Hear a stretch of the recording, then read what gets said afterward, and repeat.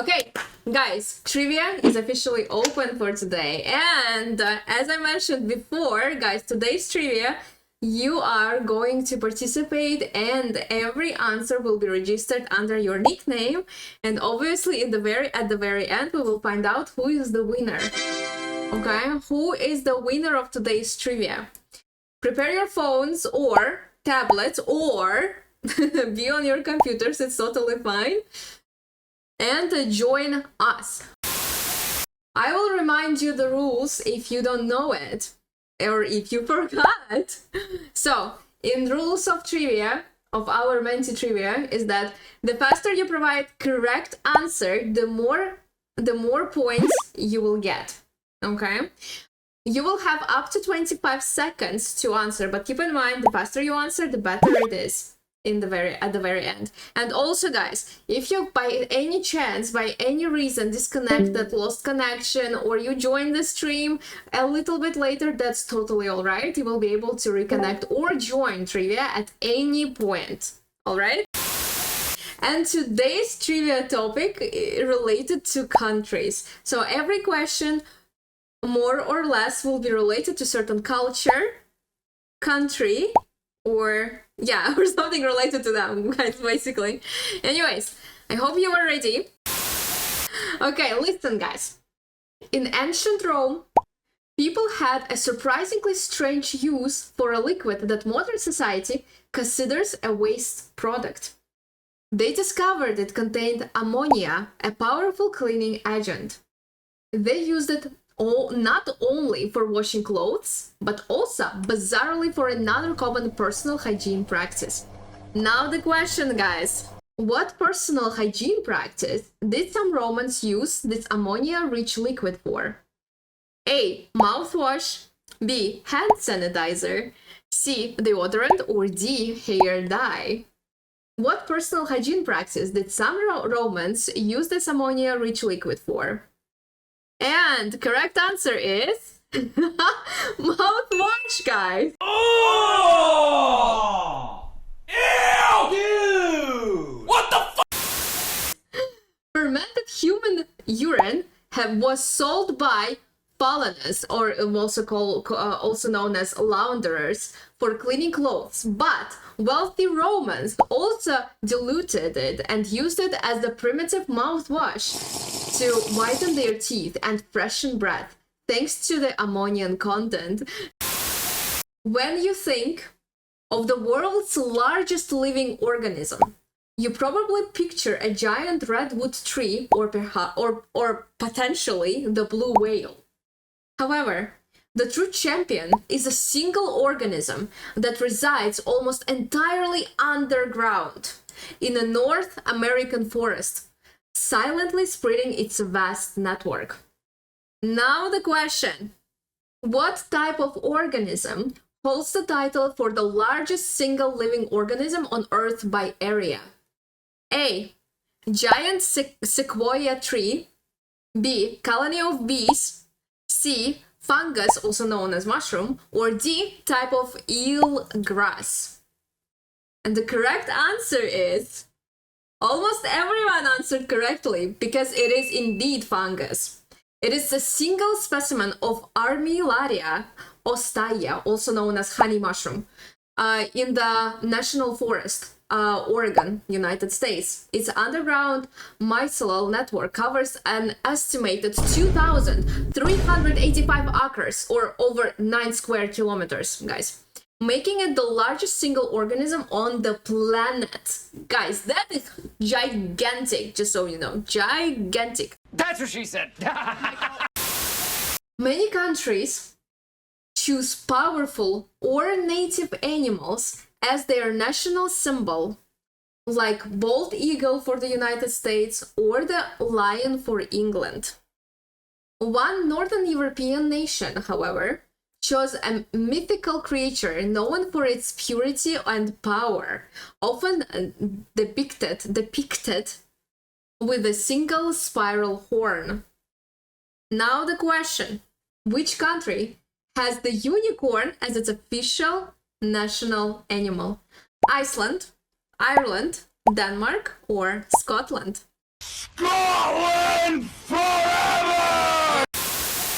Which country has the unicorn as its official national animal, guys? And the correct answer is it's Scotland, guys. The unicorn has been a Scottish symbol since the 15th century. It symbolizes purity, power, and independence, and in folklore it was considered the natural enemy of the lion, England's national animal. So correct answer, guys, is the Scotland. All right, ready for the question number 4? Rage quit. Yeah. Okay, question number 4. Listen. When the Titanic sank in 1912, it took with it thousands of pieces of mail, including letters, postcards, and packages. Since the wreckage lies miles beneath the surface, it's understandable that this specific cargo never completed its journey. However, a different kind of mail delivery service still operates in underwater environment in one country, using the power of the ocean itself. Question, guys. In which country can you find the world's only known underwater post office where mail... Guys, in this situation, correct answer is Vanuatu. Located in Hideaway Island Marine Sanctuary, Vanuatu's underwater post office is a small fiberglass enclosure where staff, who also certified divers, guys, collect specially waterproofed postcards dropped off by snorkelers and divers. Then they can either cancel the mail with an embossed cancellation before it is delivered worldwide. Guys, this is how it looks in reality. It is actually under the water. It's obviously an island, right? That country is an island, and the people genuinely work under the water to deliver post. Hello, how are you? I am under the water. Please help me. Here too much raining. All right, question number 5. Listen. While most of the world uses the Gregorian calendar, some countries still use an older or distinct calendar system. One nation in particular operates on a calendar that is currently 7 to 8 years behind the Gregorian calendar and has 13 months. The difference means their current year and holidays occur much later than in the rest of the world. Now the question, guys. Which African country uses a calendar that is significantly behind the Gregorian calendar? A. Egypt, B. Ethiopia, C. Morocco, or D. Nigeria? Which African country uses a calendar that is significantly behind the Gregorian calendar? And correct answer is Ethiopia, guys. The Ethiopian calendar is based on the older Coptic calendar. It consists of 12 months and of 30 days each, plus a 13th month of 5 or 6 days, a leap day also called. Due to differences in calculating the date of the Annunciation of Jesus, the Ethiopian calendar is about 7.5 years behind the Gregorian one that we all use nowadays. So yes, guys, if you chose Ethiopia as your answer, you were absolutely right. Well done. China is home to many vast, sprawling urban areas. However, one specific city's administrative area is so enormous that if its official borders were transplanted to Europe, it would be larger than several major European countries combined. It's not a city you typically hear about in the news. That's important part, guys, of the statement. But it boasts the larger administrative city area in the world. The question, which Chinese city has an administrative area that in terms of sheer landmass is larger than the country of Sweden?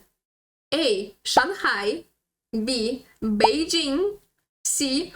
Chongqing, or D. Naku? Guys, I literally was using Google Translate to make sure that I pronounced the cities correctly. All right, we see how the answers were spread out across the options.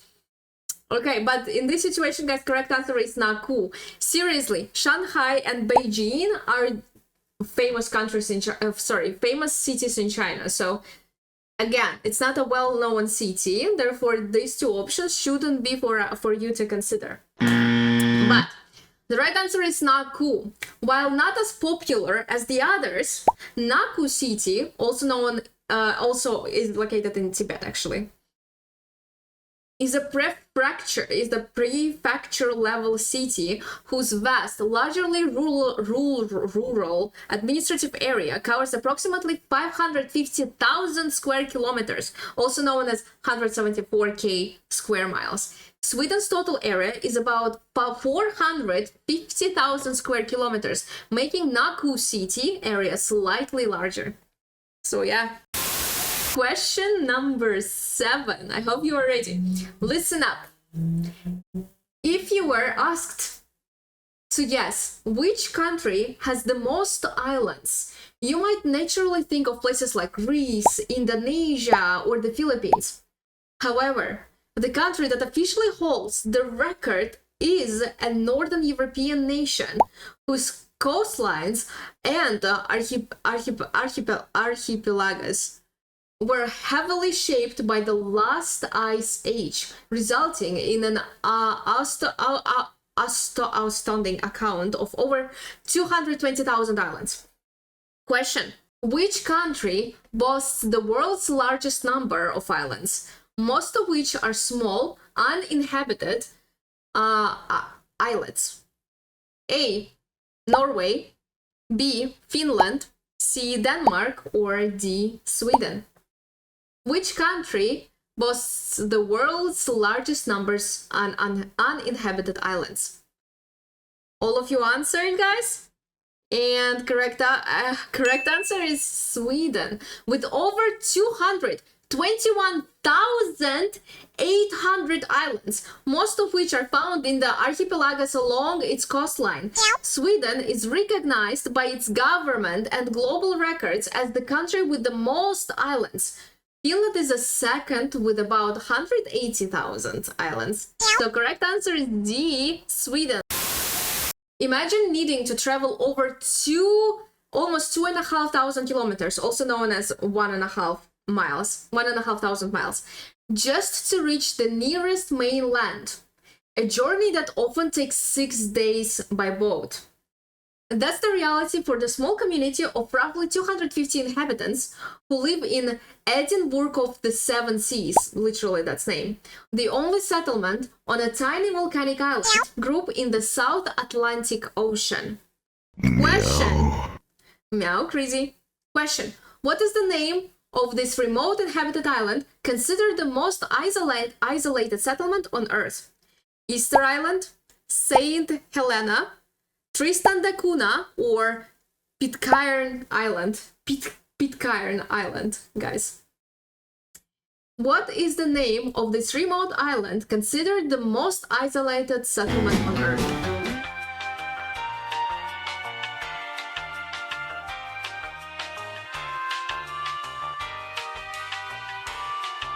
Interestingly, Chris says Saint Helena, but no one answered, and they did the right thing, because correct answer is Tristan da Cunha. This small island, a British overseas territory, is the most remote, permanently inhabited archipelago in the world, with its nearest inhabited neighbor being Saint Helena, over 2,400 kilometers away, also known as the 1,500 miles, guys.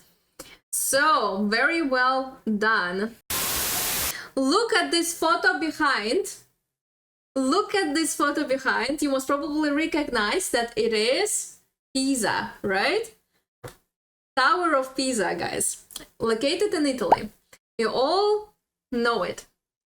So, the Leaning Tower of Pisa is famous for its tilt. The tower's lean is currently managed to ensure stability. While Pisa's tower is approximately 4 degrees off vertical, a church tower in a different country holds the Guinness World Record for the most vertically challenged structure in the world? Question. Given the visual evidence that other towers lean more severely, in which country is the church tower that holds the official records for the world's most severely leaning tower? The Netherlands, Germany, Poland, or Belgium? A few moments later. Interesting. Guys, the bell tower of the Suahusena Kirche, also known as Church of Surhosen, in East Frisia, Germany, has an unintentional lean of 5.19 degrees, beating the Leaning Tower of Pisa, currently tilted of about 4 degrees and officially holding the record. Guys, look at the screen. This is how it looks like. The church itself doesn't look good. It doesn't look like a church at all. It looks like an old building, but it is actually indeed a church, an old one. And it does lean way stronger than the Tower of Pisa. So yes, this is how it looks, guys. The river in South America is often called the River of Five Colors, or the Liquid Rainbow, also known as. For a brief period between the wet and the dry seasons, a unique species of aquatic plant that covers the riverbed, called Macarenia clavigera, blooms with stunning colors, transforming the water into the vibrant palette of red, blue, green, yellow, and black. The question: in which country is the stunning rainbow called River Caño Cristales located? Brazil, Colombia, Venezuela, or Peru? In which country is the stunning rainbow-colored river known as Caño Cristales located, guys? Brazil, Colombia, Venezuela, or Peru? A few moments later. It's located in South America, guys. And correct answer is Colombia, guys. Caño Cristales is a tributary of the Guayabero River in Colombia. Its spectacular coloration is caused by the Macarenia clavigera plant, which turns a brilliant red under the right water and sunlight conditions between July and November. Okay, guys. Who is the winner, guys, of today's trivia? And we have... Oh my God, Sweetie! With Rich coming second and James third. Sweetie, good job to you. Congratulations! Oh my God, that is insane, guys. I hope you liked it. I hope you slayed it. How do you feel about this? I got you out of the Hey Daddy, Hey Slayer. You get a time bonus. Impossible. You googled which doesn't lose unfair games. Oh yeah, the time bonus must be what got me.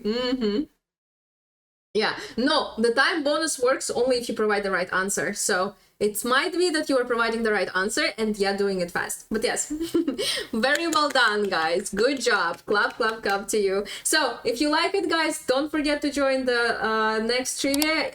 Don't forget to like, share, chat, comment, and subscribe.